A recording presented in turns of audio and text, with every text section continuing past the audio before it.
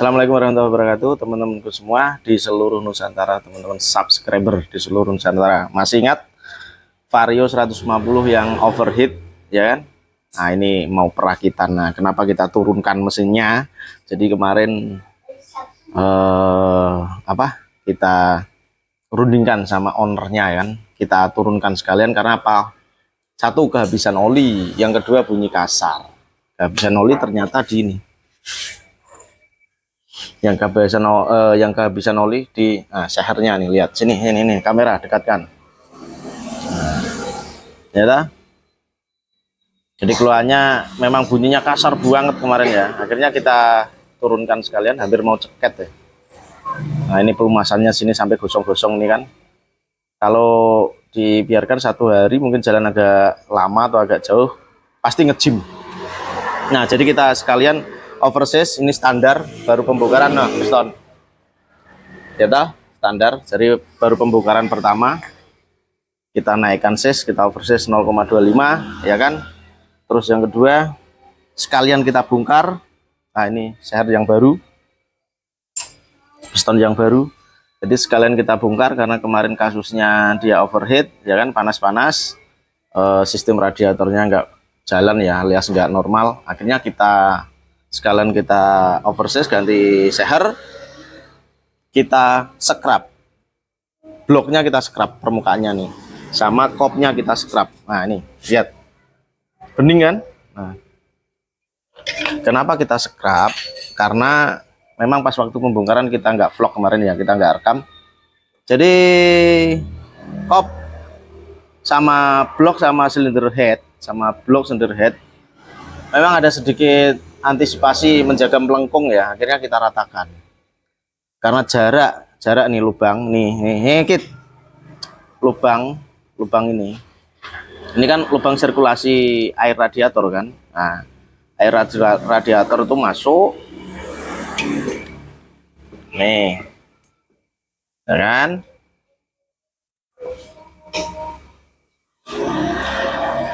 Nah, ini kan, jadi sirkulasinya dari mulai head sampai blok di sini. Nah, ini lubang nih. Nah, lubangnya nih. Nah, ini lubang untuk mendinginkan apa? Di area blok. Yang kedua di area silinder head. Nah, jadi menjaga daripada bocor nanti kita scrap, kita ratakan. Nah, sekalian kan mumpung dibongkar. Nah, bunyi kasar di mesin, yang olinya mau habis, kurang oli. Yang kedua ini tensioner. Nah, ini tensioner kamprat. Jadi yang ini panas ya. Nah, ini bekas kayak model kebakar. Nah, ini jadi kenapa ini seperti kebakar? Karena ini pendinginannya kemarin tidak ada, jadi overheat, dan komponen mesin yang dekat sama panas. Jadi ini dari semacam kayak plastik mika gitu ya. Waduh, keras ya. Ini mau empuk ibu. Nah, ini yang dia meleleh seperti itu. Jadi kamprat ini untuk bantalan kamprat, bantalan di sini kan. Nah, ini bantalan bawah. Ini sudah saya ganti ya. Ini untuk stout bantalan atas. Jadi ini listercom yang stoutnya di sini. Nah, ini juga patah karena kepanasan kemarin kan pas kita bongkar.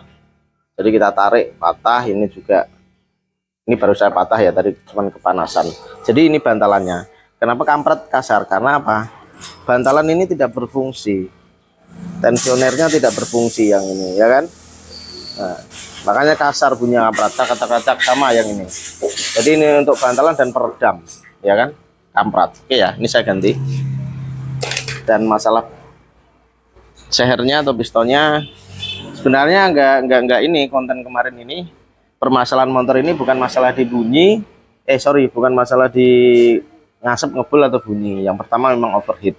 Jadi sekalian kita bongkar sekalian seperti ini kan. Nah, terus yang kedua, ini jangan lupa silinder blok ini kita scrap, silinder head kita scrap, tapi packing belakang kita double. Biar apa? Aman. Artinya kompresi nggak terlalu padat dan kamprat nggak terlalu kendor, tetap ganjel packing. Artinya kasih packing 2 yang di bloknya aja. Oke. kita pasang.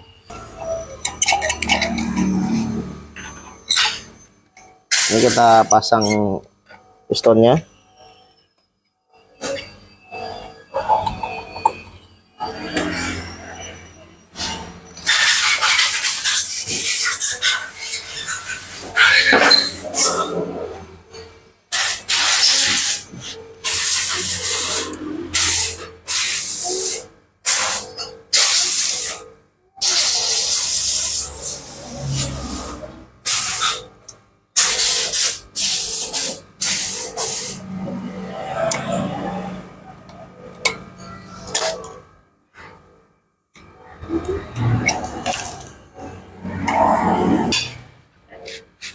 Jadi yang diganjal ini ya packing block, artinya packing blocknya 2 ya kan, untuk ini mengurangi kompresi. Jadi kalau dipapas silinder block, cylinder head, ya kompresinya padat ya, gak terlalu padat banget sih. Kadang-kadang elektrik starter agak sedikit berat, jadi karena motor standar ya, kasih ganjel lebih aman.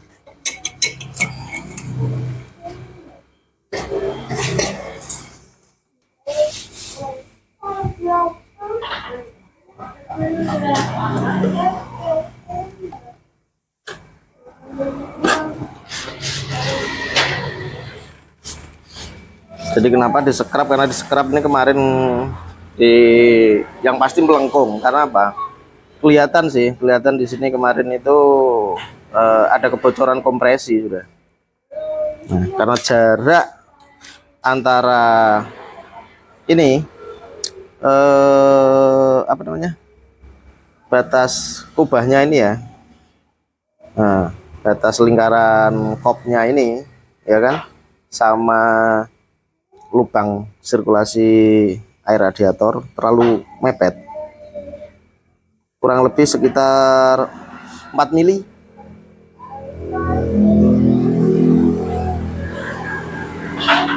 Milian. Nah, rawan sekali yang biasanya sini bocor-bocor. Jadi air cepat mendidih ya, air radiator ya, karena ini bocoran packing atau ininya blok kopnya melengkung. Jadi alternatifnya nih disekrap atau diratakan, dibubut gitu ya. Nah, kalau dibubut misalkan tergantung melengkungnya, kalau banyak nyekrapnya ya lumayan banyak.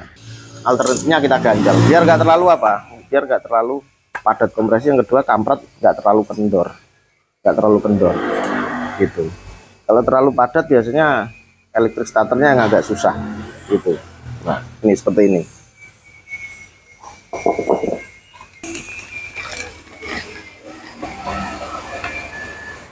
Jadi Vario 190 sama Vario 125 untuk packing cylinder head itu beda. Dia dengan kode K97 ya kan. Itu untuk Vario 150. Nah, Vario 125 KWN. Bedanya apa? Di lubang ini sama di diameter. Usahakan pakai yang genuine 4 kalau yang packing head. Misalnya apa, ini panas, terus ini mencegah air juga kan, bocoran air, terus ya yang kasar kemarin bunyi ini kampret. Nah, ini yang putus kan ini ya kan, ini sebagai bantalan. Nah, dipanjangnya seperti ini ya. Di sini ada knocknya, lihat kamera sini knock. Nah, kita masuk karena kok tadi kebakar sini kan, jadi bantalan atau ganjalan tidak ada, jadi nggak fungsi nih. Sama yang stone-nya ini karena ini patah, kasar jadinya. Ini silinder block, cylinder head harus ada pin dowel ini loh. Ini pin dowel nih wajib nih, untuk apa? Biar presisi. Nah, menjaga tetap presisi dia.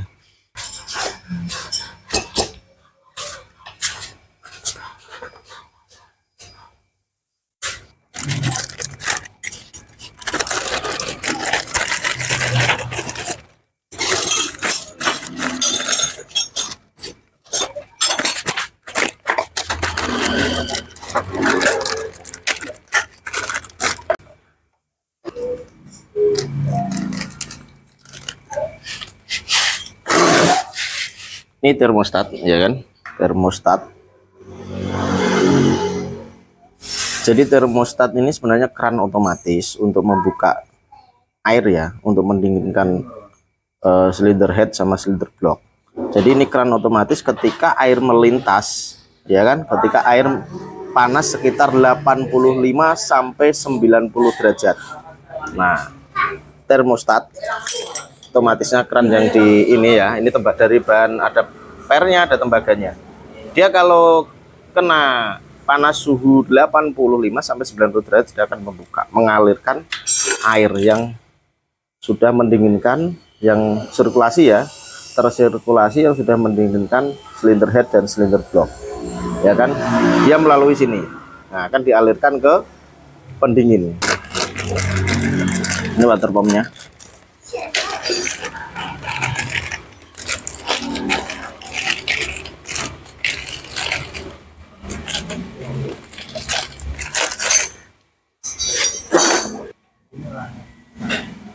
Jadi gini teman-teman, ini water pump. Jadi water pump itu seperti kayak water pump itu pompa air ya, dia nyedot lalu dialirkan. Fungsinya apa? Nyedot air, dialirkan, masuk terus dikeluarkan. Nah, ini water pump ini. Kamera yang mutarkan apa?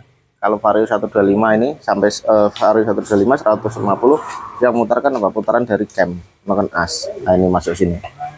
Nah, sini ya. Jadi mengikuti putaran mesin ya. Nah, mengikuti putaran mesin. Jadi fungsinya dia nyedot air dari penampungan lalu dimasukkan ke mesin, ke silinder head sama silinder cup untuk mendinginkan mesin, ya kan. Nah, setelah itu karena panas kan, terjadi panas ya, lalu air ini yang panas setelah mensirkulasi mendinginkan silinder head sama blok harus dia didinginkan. Nah, didinginkan apa? Masuk ke penampungan. Nah, ini penampungannya air ya. Nah, penampungannya air ini yang dinginkan apa? Mesin. Nah, putaran mesin ini ada kipas di sini ya. Nah, didinginkan. Tapi melalui yang namanya termostat. Nah, termostat ini keran otomatis, ketika buka ya kan, air melintas, dia suhunya 85 sampai 90 derajat. Air melintas ke sini, ke termostat, air dengan suhu temperatur 85 sampai 90 derajat. Nah, lalu membukalah kerannya yang di sini, keran otomatis karena kena suhu panas kan. Lalu dialirkanlah ke sini, penampungan air untuk apa? Didinginkan melalui kipas ini, ya kan? Didinginkan melalui kipas dari putaran mesin ya, paham ya? Bisa dilogika kan? Jadi cara kerja water pump, nah, sistem pendingin radiator itu, ini pompanya. Kalau di kayak kita di pompa air itu, sumur bor itu ya pompa air lah, seperti Hitachi atau seperti apa gitu. Hitachi itu merek loh ya. Jadi ini fungsinya pompa air atau water pump itu nyedot lalu dialirkan ke mesin, ke silinder head dan block, ya kan. Nah, tadi ada lubang-lubang itu kan. Nah, mendinginkan ini karena sistem pendinginannya motor ini apa? Air. Setelah panas mencapai 85 sampai 90 derajat, dia harus dikeluarkan. Karena apa? Ini dorong terus ini. Ini dorong terus. Jadi nyedot didorong ke sini. Lalu keluar melalui apa? Termostat ini. Nah, termostat ini lalu masuk ke water pump, masuk ke penampungan air ini untuk didinginkan. Nah, susunannya seperti ini. Susunannya seperti ini. Sebentar. Susunannya seperti ini. Karena ini nempel di sini ya. Ini termostat nempel di water pump. Nah, ini. Seret ini kan.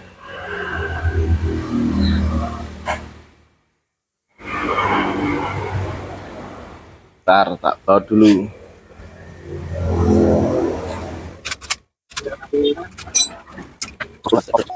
Nah, ini saya ilustrasikan susunannya seperti ini. Water pump di sini tadi apa? Termostat. Ini penampungan, ya. Ini fungsinya untuk penampungan dan pendinginan di sini ini. Nah, ini penampungan dan pendinginan ini. Nah, jadi ini nyedot, ya kan? Nyedot terus disirkulasikan ke sini. ya kan? Ini keran otomatis, ya kan? Nah, lalu didinginkanlah. Nah, terus setelah sini didinginkan, ya kan? Setelah sini didinginkan, dimasukkan lagi ke mesin. Nah, setelah dingin kan, dari 80 sampai 90 derajat, jadi turun menjadi mungkin sekitar 60 atau 70, masuk lagi dia. Kan gitu, perputarannya cepat, seperti itu. Perputarannya cepat. Nah, apabila komponen yang satu ini bermasalah di water pumpnya, pendinginan akan bermasalah. Artinya apa? Yang ngirim, yang mensirkulasi nggak berfungsi, ya kan, walaupun termostatnya fungsi, sama aja nggak ada sirkulasi air. Akhirnya apa? Overheat lah, panas berlebihan, jalan sekian kilo atau sekian menit, lampu kontrolnya itu yang merah-merah itu sudah menyala. Nah, lampu kontrol yang di speedo itu sudah menyala karena salah satunya ada yang trouble, terutama di water pumpnya, ya kan. Tapi biasanya kalau termostatnya yang trouble duluan, water pump akan mengalami trouble juga. Kenapa? Karena panas berlebihan, yang di dalamnya ini ada yang namanya seal itu dari karet, seal mekanikal, akhirnya nggak kuat dia, kena panas lebih dari 90 derajat, bahkan sampai 120 derajat itu saya pernah nyoba dulu. 120 derajat ini nggak sampai buka termostat. Nah, artinya apa? Water pump akan jebol. Nah, seperti itu. Cara ngetesnya gampang, direbus sampai mendidih, kok buka dia. Nih. Ya kalau ada alat ukurnya suhu bisa. Pokoknya ini intinya kalau 80 sampai 90, 85 sampai 90 derajat dia buka. Nah, seperti itu ya. Paham ya maksudnya ya? Kan bisa dipahami gitu ya. Nah, artinya pendingin air seperti itu sirkulasinya. Ada yang namanya water pump untuk fungsinya untuk nyedot air, ya kan, terus memasukkan, mensirkulasikan. Keran otomatis termostat, ya kan. Ini penampungan air harus masuk ke sini juga, dari sini masuk ke sini untuk apa? Untuk didinginkan melalui putaran mesin, ada yang namanya kipasnya ini. Oke, bisa dimengerti? Oke ya. Sudah terlogika kan? Nah, seperti itu. Makanya pendingin motor atau mesin yang berpendingin air, nah ini tertutup pun tidak apa-apa, ya kan, tertutup. Karena apa? Yang dinginkan ini, yang pasti ini ada kipas yang mendinginkan di penampungan. Yang perlu didinginkan penampungan ini airnya melalui putaran mesin bisa. Nah, itu seperti itu. Jadi sirkulasinya seperti itu. Jadi teman-teman jangan kaget nanti. Air habis. Oh, gampang-gampang habis. Cek ada kebocoran enggak? Kalau enggak ada kok tak tahu habis, berarti dari dua komponen ini ada yang bermasalah. Nah, cek satu persatu. Termostatnya kah atau water pumpnya, seperti itu. Terus beda lagi kalau di gas sini dibuka, ini nyembur. Nah, itu berarti ada kebocoran kompresi yang di head sama bloknya tadi ya, udah pakainya terjadi kebocoran kompresi, ya kan. Akhirnya apa? Kompresi bocor, nyemburlah ke ini air. Nah, sampai sini dibuka, nyembur dia. Nah, di situ. Oke, bisa dipahami? Oke, saya rakit. Dan dekatkan kamera. Nah, ini kalau kita mau ragu-ragu kan, ini dilem, karena dari pabrikan juga dilem, tapi tipis-tipis, ngelemnya di sini aja sini. Nah, ini kalau kedorong nanti dia nutup ke sini. Jadi ngelemnya di permukaan, di ujung sini. Nah, ngelemnya di ujung sini sedikit aja, seret. Kenapa? Kalau ini didorong masuk, nanti lem ini otomatis kegeser ke o-ringnya ini. Karena apa? Ini ada lubang yang kemarin saya bahas nih. Lubang ini sangat berfungsi. Kalau lubang ini tertutup, ya kan, kalau mekanikal ini terjadi masalah kebocoran, biar air langsung tidak masuk ke mesin sini. Nah, kalau air masuk ke mesin ini ya bahaya, oli mesin kecampur air, akhirnya korosi dan lain sebagainya, fatal. Ini tetap terjaga, tetap terbuka, fungsinya untuk buang air kalau terjadi trouble di mekanikal.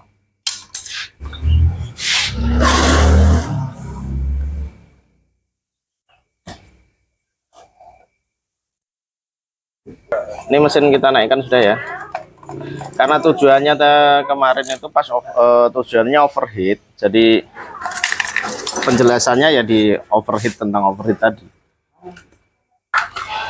Penjelasannya tentang overheat ya kita jelaskan di bagian seputar pendinginnya, alias radiator, cara sirkulasinya dan lain sebagainya.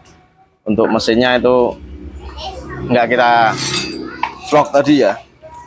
Jadi yang paling utama ini karena trouble-nya konsumen itu di overheat, di panas-panas, mesinnya mudah panas gitu ya. Keluhan konsumen overheat sama bunyi kasar. Tapi kita jelaskan yang tentang overheat itu aja. Yang bunyi kasar itu tadi sudah saya jelaskan dari awal tadi ya. Oke, kita naikkan, kita rakit.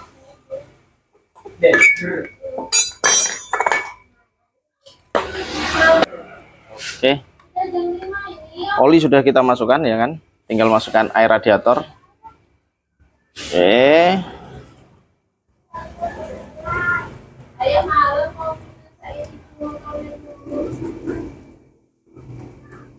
baik.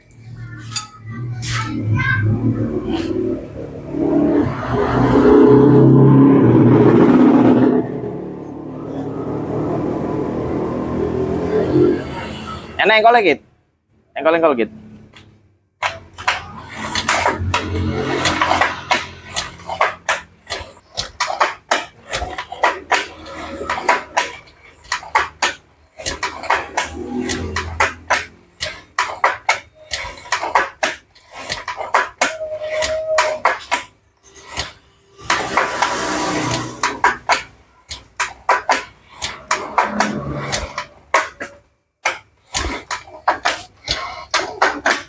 Oke, kita hidupkan ya.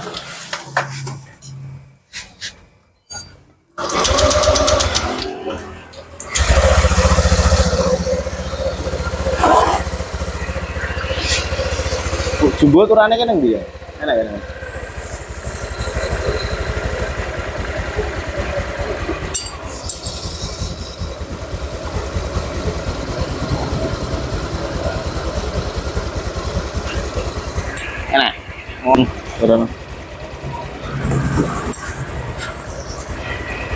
Oke teman-teman, jadi kalau air sudah masuk kita hidupkan ya, tunggu beberapa menit ya kan, air sampai turun ya kan, sambil dicek dia mendidih atau nyembur enggak gitu ya.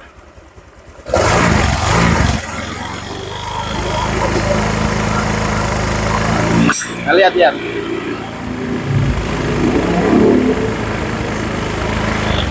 cepat ya, sirkulasinya cepat. Kalau kurang tambah, sampai tumpah-tumpah.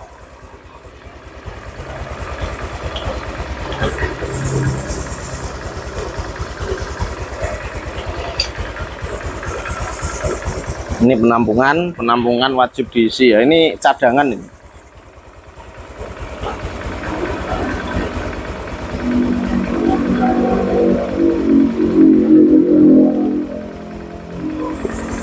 Batasnya ini yang di atas nih.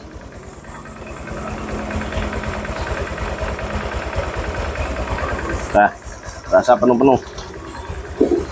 Karena penuh pasti tumpah dia.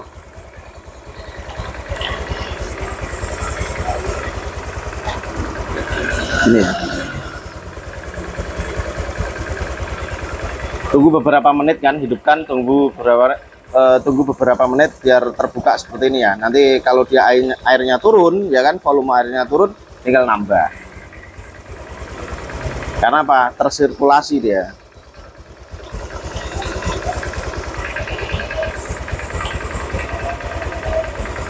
Sambil dilihat ada kebocoran apa enggak gitu. Nah, ini turun.